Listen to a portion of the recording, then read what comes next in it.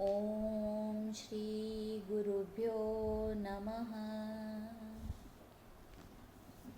कविं पुराणं मनुशासितारम् अणोऽणीयां समनुस्मरेद्य सर्वस्य दातारमचिन्त्य रूपम् आदित्यवर्णं तमसः परस्तात्।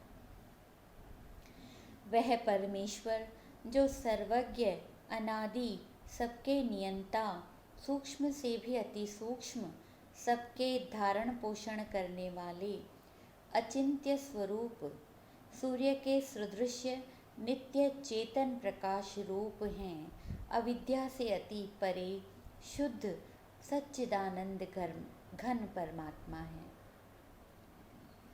8वें अध्याय के इस 9वें श्लोक में भगवान ने दिव्य पुरुष के लक्षण बताए हैं। पहला, कवि। यहाँ कवि शब्द ईश्वरवादी है। इसका अर्थ कविता रचने वाला कवि नहीं है। जो सर्वज्ञ है, सब जानने वाला है, वही कवि है। जैसे वाल्मीकि ऋषि ने राम अवतार से 10,000 वर्ष पहले रामायण की रचना की। ऋषि मुनि सर्वज्ञ होते हैं, क्योंकि वे योग साधनाएं करके ऐसी शक्ति प्राप्त करते हैं। किंतु परमात्मा सर्वज्ञ हैं। हृदय के 72 कमरों में जो हम भिन्न भिन्न विचार करते हैं, उन्हें भी परमात्मा अपनी सर्वशक्ति से जान लेते हैं। दूसरा लक्षण है अनादि। वह आदि से है। किसी ने भी उसकी उत्पत्ति न की है, न ही स्थापना की है। वह स्वयं उत्पन्न हुआ है। गुरुवाणी में भी कहा गया है, थापिया न जाई, कीता न होई, आपे आप निरंजन सोई। जो अपने आप हुए हैं। तीसरा है, उसका आदेश सारे ब्रह्मांड में चल रहा है। अनुशासितारम, यानी सभी जगह उनका अनुशासन चलता है। सभी जीवों, सभी पदार्थों को नियम में रखने वाला है।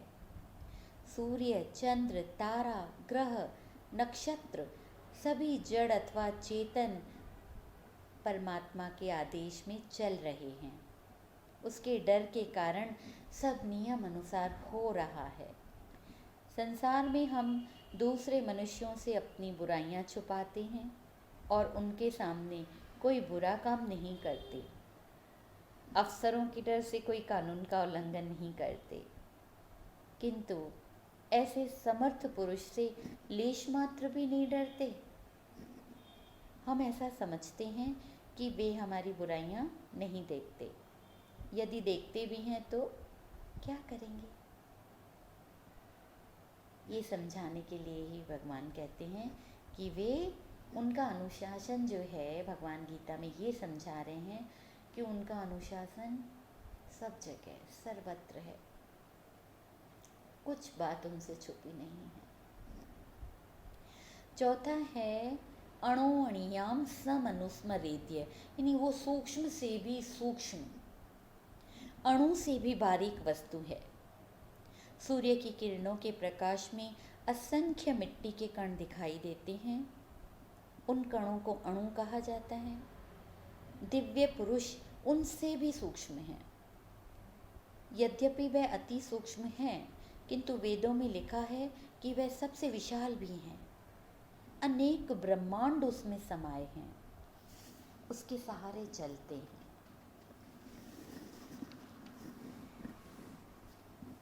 पांचवा गुण बताया है उनका, सभी का पोषक। इस परम पुरुष के सहारे सभी जीव हैं। वही सबको पालने वाला और रक्षक है। कोई कितना भी भारी पाप करता है, किंतु वह उसका खाना बंद नहीं करते। वह सभी का पालन करते हैं। शेख सादी थे। उन्होंने लिखा है कि यदि संसार में एक ऐसा जीव है जिसकी खुराक प्रतिदिन 40 हाथी के जितनी है, नहीं तो उसे तृप्ति नहीं होती, तो परमात्मा उसे भी रोटी देता है, उसे भी भूखा नहीं रखता। मनुष्य दूसरों के बुरे कर्मों को देखकर उनसे घृणा करते हैं, किंतु ईश्वर उनको भी रोटी देता है, कोई अंतर नहीं रखता। जल में, थल में और वायु में असंख्य जीव रहते हैं, उन सबको भगवान खाना देते हैं। माता के गर्भ में जब जीव उत्पन्न होता है तो स्तनों में दूध भी साथ के साथ उत्पन्न हो जाता है, जो बालक के जन्म से उसे तुरंत मिलता है। खून और मांस से दूध उत्पन्न करना, यह उस परम शक्ति की ही, परम पुरुष की ही शक्ति है। गायें अथवा भैंसें ताजी या सूखी घास खाती हैं, फिर भी अमृत जैसा दूध देती हैं। प्रकृति का यह रहस्य कोई नहीं समझ सकता। बाल्यावस्था में दांत नहीं है तो अपने आप दूध मिलता है, यौवन अवस्था में दांत हैं तो सब कुछ, हर तरीके के पदार्थ मिलते हैं। वृद्धावस्था में बच्चे और अन्य मित्र खाना पीना देते हैं और सेवा करते हैं। उनमें परमात्मा ही यह भावना उत्पन्न करता है, वही परमात्मा सब कुछ करने वाला है। एक कथा याद आई है, आप कहीं तो सुना देती हूँ। श्री रामचंद्र जी ने सीता को भोजन पहुँचाने की शक्ति का एक सुंदर खेल दिखाया था।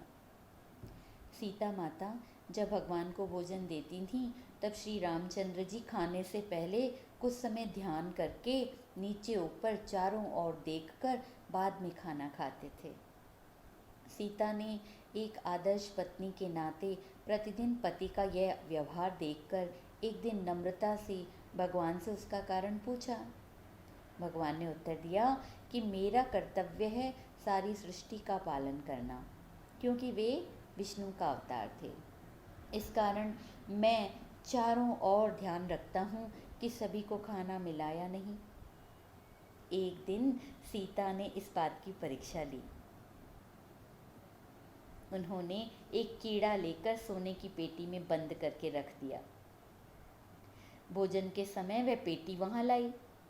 भगवान ने 10 मिनट ध्यान किया तो खाना खाने लगे। सीता ने हंसकर कहा, आज तो सभी जीवों को खाना नहीं मिला। पेटी खोलकर भगवान से कहा कि एक कीड़ा कल से इसमें बंद है, लेकिन जैसे ही खोला तो वह आश्चर्यचकित रह गई। उसने देखा कि उस कीड़े के मुख में एक चावल का कण लगा हुआ है। श्री रामचंद्र जी ने कहा, यह परमात्मा की एक अचिंत्य शक्ति है।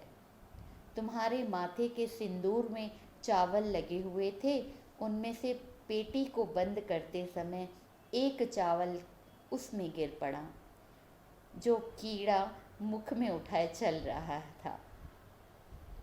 ये भगवान के अचिंत्य लक्षण, उस परम पुरुष के अचिंत्य रूप, वह किसी के चिंतन में नहीं आ सकता, अर्थात मन वाणी बुद्धि से परे है।